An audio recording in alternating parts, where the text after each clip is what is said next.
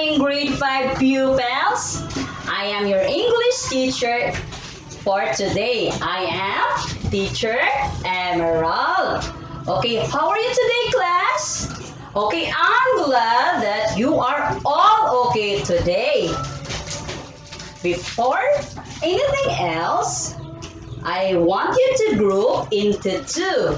This group will be the group 1 and this group will be the group 2. And everyone should participate. Is that okay, class? Okay, very good.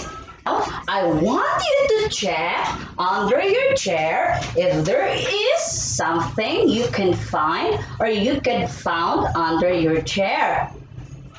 Okay, in a count of 3, everyone should check their chairs, under their chairs. Okay, 1, 2, 3. Okay, now for the group 1. How about you, Hannah? What have you found under your chair?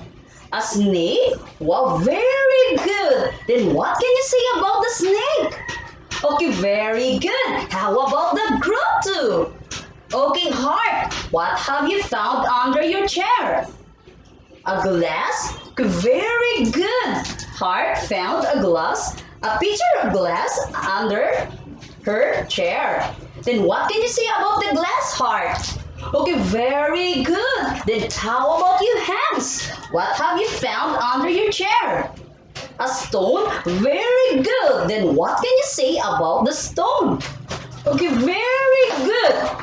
How about you, Windy? What have you found under your chair? Okay, a picture of a fire. Very good, Windy. Then what can you say about the picture that you found under your chair? Okay, very good. Now, class, before we proceed to our new topic, I want you to guess what will be our lesson for today. Anyone? If you want to answer, just raise your right hand. Understood, class? Okay, very good. So, Hannah, what will be our topic for today? Okay, you have an idea, but today, class, our topic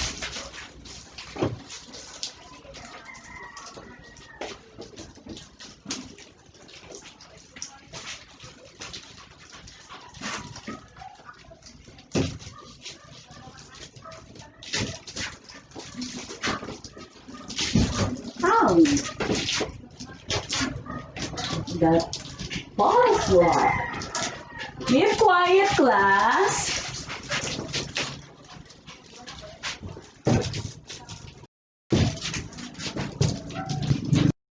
Read, everyone. Okay, denotation and connotation. Today, class, denotation and connotation is our topic. Now, let us spell together the word denotation. Okay, very good. How about the connotation?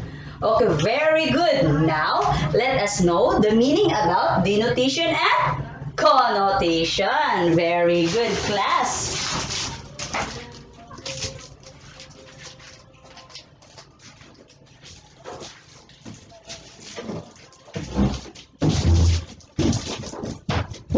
Okay, read everyone the meaning of denotation?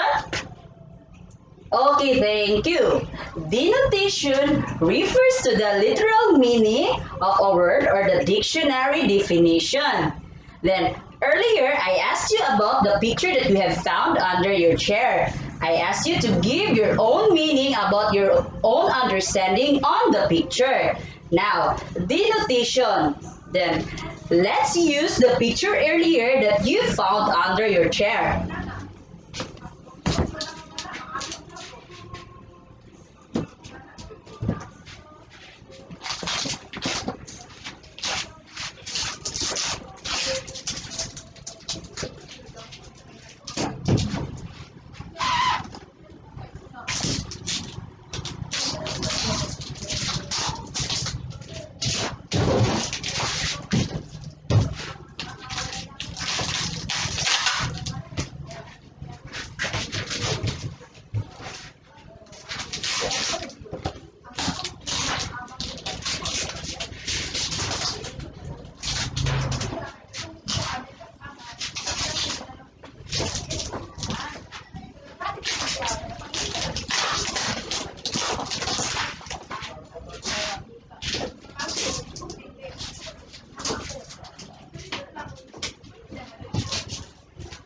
Okay, now class, let's see the denotation about these pictures that pictured on the board. Now, let's know about the denotation or the dictionary definition of a snake. Snake, class, is a scaly and legless reptile. Okay, very good. Then the next picture is a glass. A glass, the dictionary meaning or definition that we can find in the dictionary about the glass is, okay, a usually transparent or a translucent materials form for a melt or a cooling of rigidity is a crystallized thing. Okay, and the next one is the heart. Then what can you say about the heart earlier? Okay, in the dictionary definition about the heart, it symbolizes love. Is it correct that the heart symbolizes love?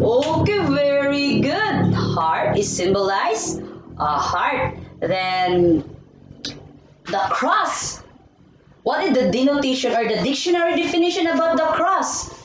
When we can, if we see a cross, what comes into our mind? Or in the dictionary definition, a cross, okay, is an upright post with a transverse bar as used for crucifixion. Then how about the brain?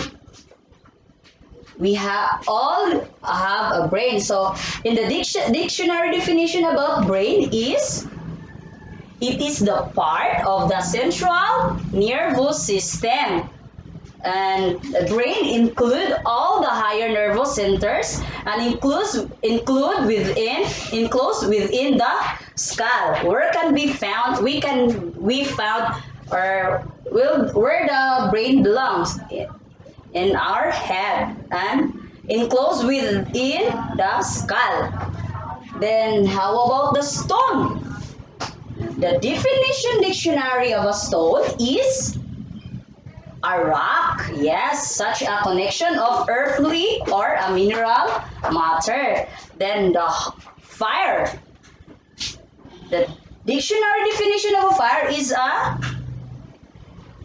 hot stuff that burns people. Okay, now let's go to the connotation.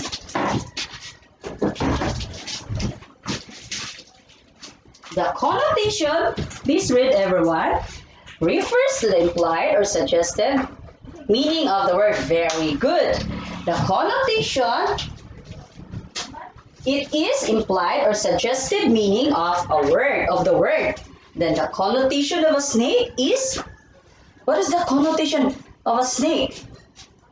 Means dangerous. Is it correct that the snake is dangerous? Okay, the snake is dangerous. And about the glass?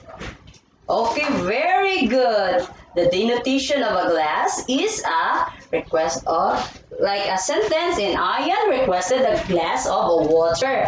That is the connotation. The connotation. Then now,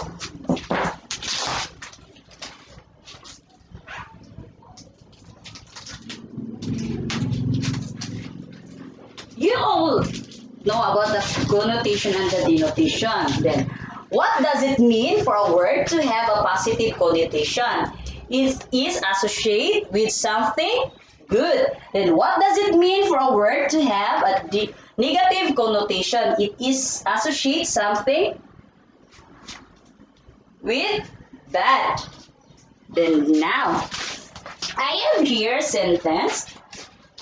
Let's see. Everyone read the sentence. Okay, very good. Annette was surprised, and Annette was amazed, and Annette was astonished. Now, let's see if this word surprise, amaze, and astonish are the same denotation. Okay, the word surprise. Again, the word surprise is feeling or showing surprise. Then the amaze is greatly surprised or astonished. or the astonished, embraced, amazed. So the question will be this, class. Let's remove this one.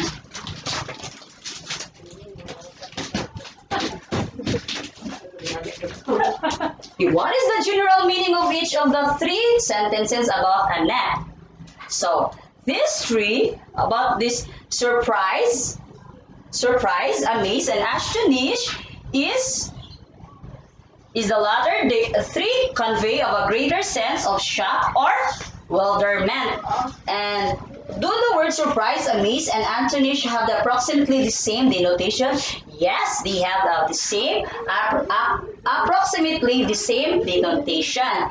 And what additional meaning are suggested by astonish? Would one be more likely to be surprised and astonished and seeing a ghost? Okay, anyone, class? Okay, very good. The astonished is to amaze and to astound. Remember that astonished means more than surprise.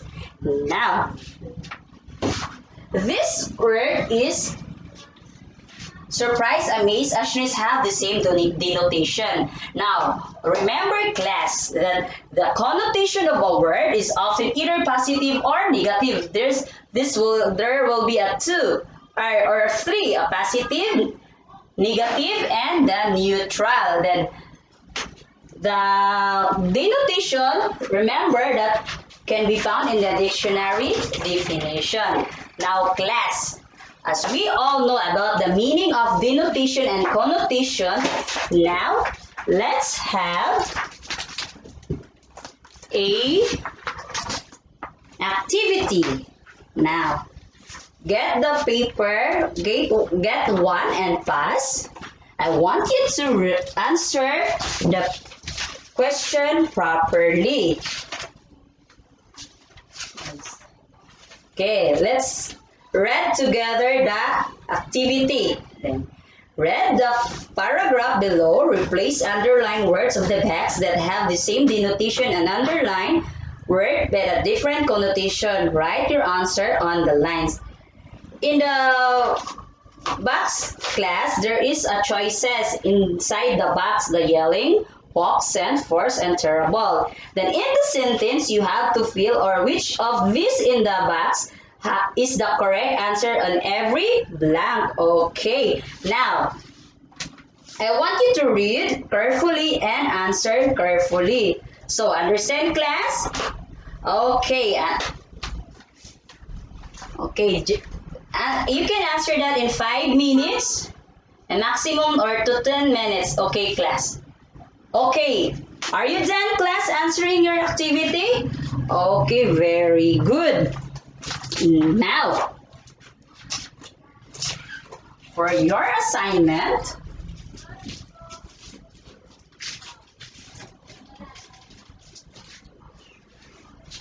read the directions, then answer. Just underline the correct answer of each question. Okay, that's all for today, class. Okay. To those fire cleaners for today, kindly clean the room before leaving. Then go and be safe while you are going to home.